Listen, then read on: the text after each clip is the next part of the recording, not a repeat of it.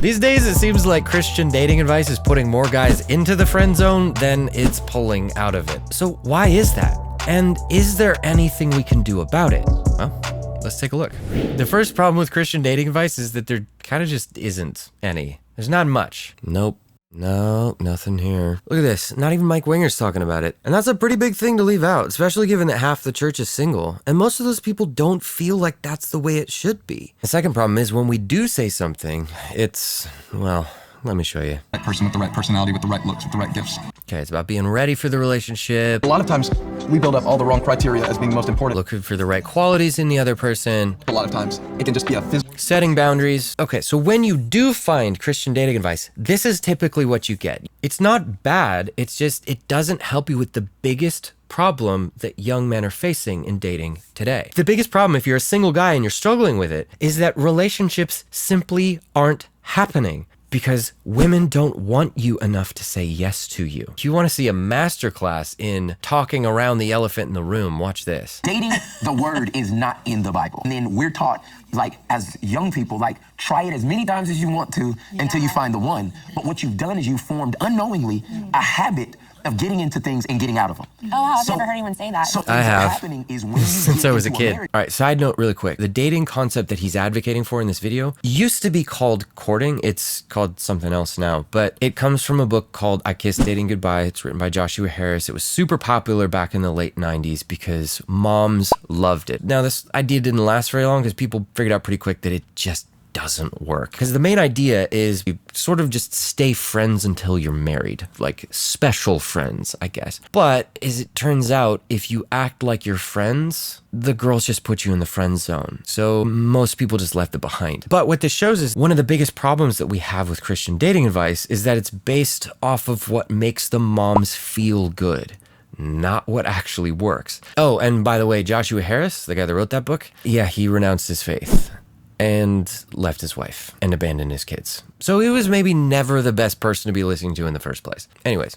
You're like, the first reflex I know to do is get out of it. Yeah. And that's why divorce is higher right now than it's ever been. No, it's not.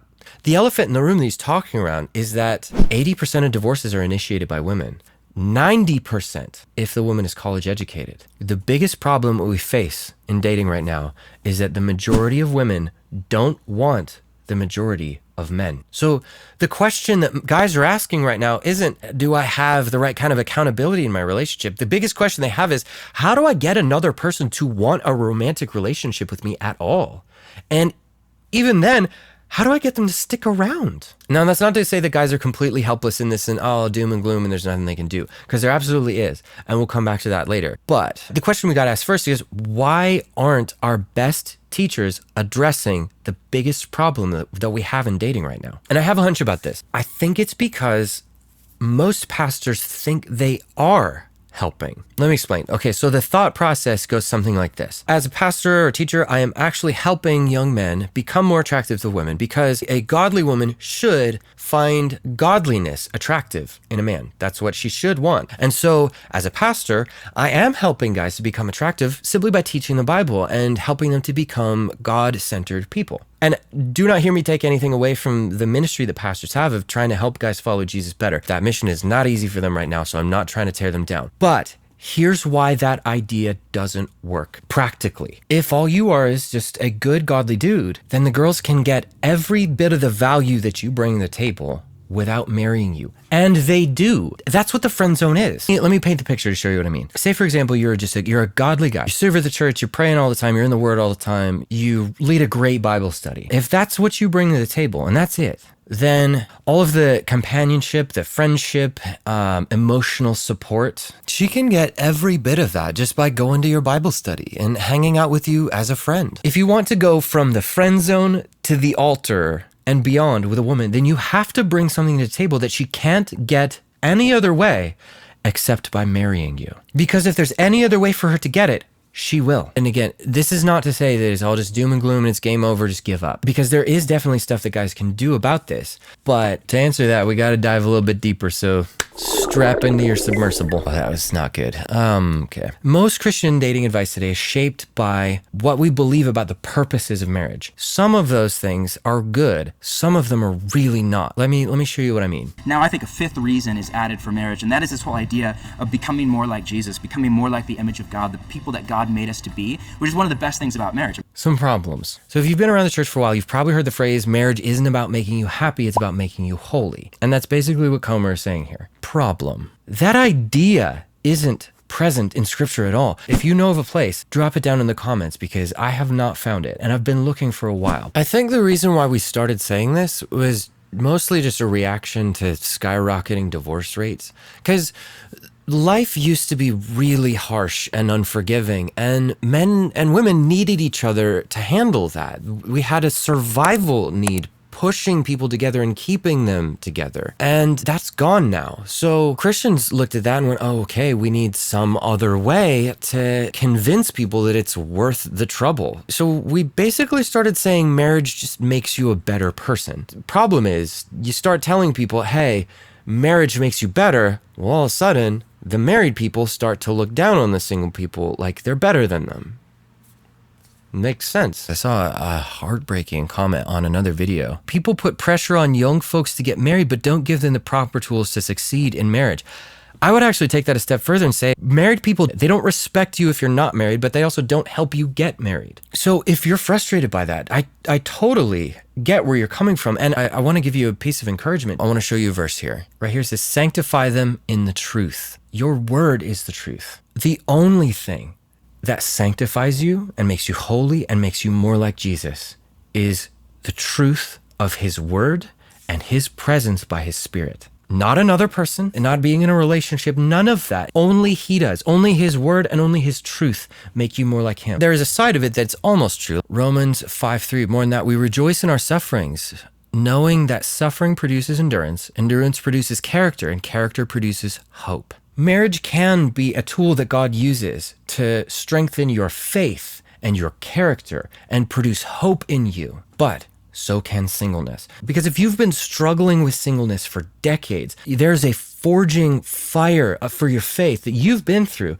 that a married person will know nothing about. One is not better than the other. They're different tools that God uses for different purposes. I hope that encourages you. If we're going to build a better version of dating advice, we got to find a better foundation to build it on top of. But where do we find that? Well, simple answer. Where did Jesus find it? He always went back to Genesis. He went back to creation first, to God's original purposes for us. Genesis chapter 1, when God first creates humans, the first command that he gives them is be fruitful and multiply, fill the earth. Right after that, he creates the institution of marriage as a way for them to obey the first command that he gave them. This will shape the way that women pick men. It just will. And so this should also shape the way that we talk about dating. The one word that sums up everything that we're not teaching the guys right now about what women are looking for is worthiness.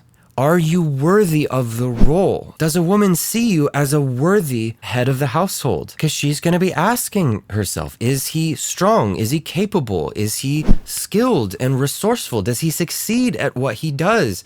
Does he have strong frame control mentally? Does he have a solid direction for his life? Women test guys on this stuff in dating and in marriage endlessly. It doesn't stop. And for good reason. I'm not bashing women. It's a survival instinct. They need to. And like it or not, she's gonna compare your scores on these tests to the other guys that are around. And she'll only want you if you score the best out of all the guys that she could possibly get. Because anything less is too dangerous for her and her babies. But we don't teach guys anything about it, let alone how to pass those tests. So most guys don't. We're teaching guys how to be godly, but not worthy. And that's landing a lot of guys in the friend zone right now, or worse. I think the reason why all the recycled, microwave reheated advice from the last generation is so far out of touch with all of this is because back in their time, the average man had things that women wanted. So he was worthy in the eyes of the average woman. And you could just assume that relationships were gonna happen because women wanted it to. But of course, that's changed for a lot of reasons. For one thing, women didn't have to worry as much about who they picked because whoever it was, she could at least bet that, on average, he'd be able to buy a house at some point. Maybe not live an amazing life, but they'd at least have space to raise kids instead of being stuck in a one-bedroom apartment with a bunch of rugrats running around on fire, pulling out your hair all the time. That doesn't look very appetizing to a woman, so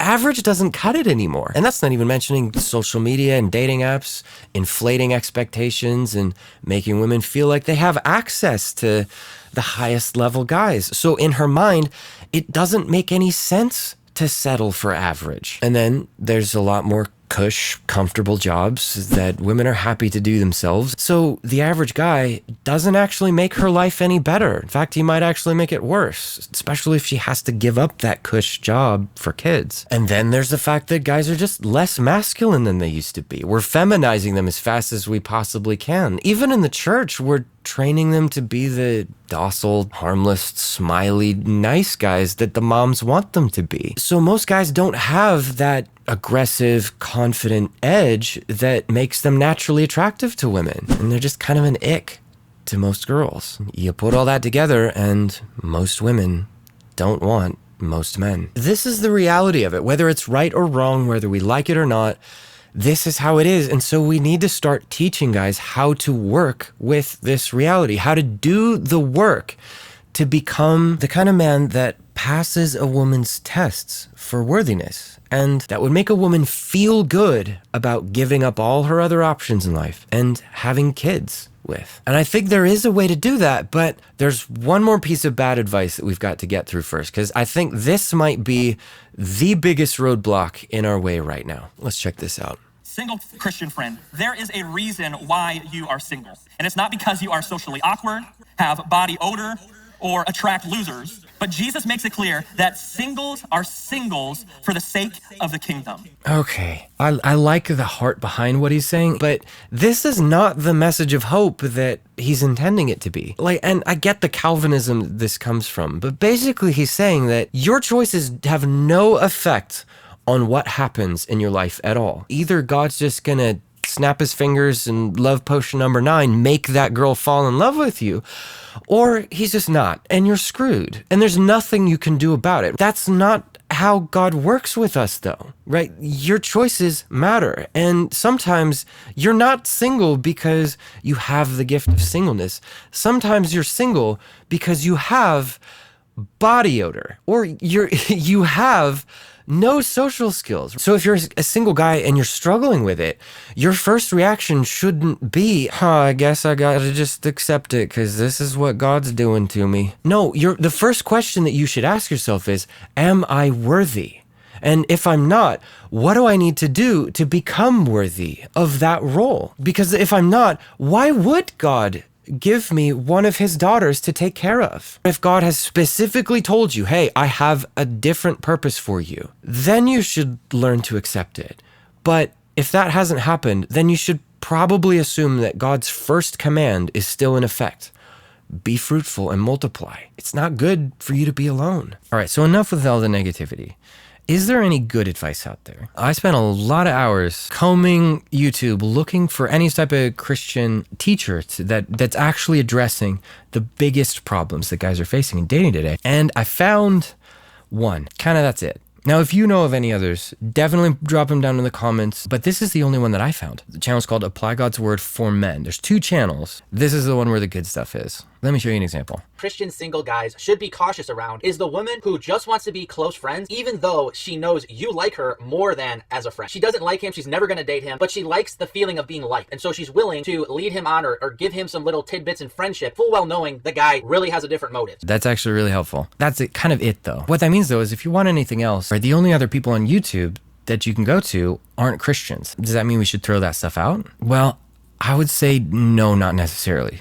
Because just like Balaam's donkey, sometimes when people aren't doing the right thing, God has to speak through an ass. And there are some asses out there that are talking about this stuff that actually matters more than the Christian guys are. Of course, if you're going to go to someone who doesn't follow Jesus for advice, you're going to need to use plenty of discernment. But if you have that, one person that I would recommend is Richard Cooper. His channel is called Entrepreneurs in Cars. He's got some actually genuinely helpful stuff about how women operate, why they choose what they choose, what their fundamental underlying instincts are. Let me give you an example. You need to focus on you. It's chase excellence, not women. Say it over and over and over again. Chase excellence, not women. But guys will go around looking for those cheat codes, looking for their shortcuts to try to make stuff happen quickly.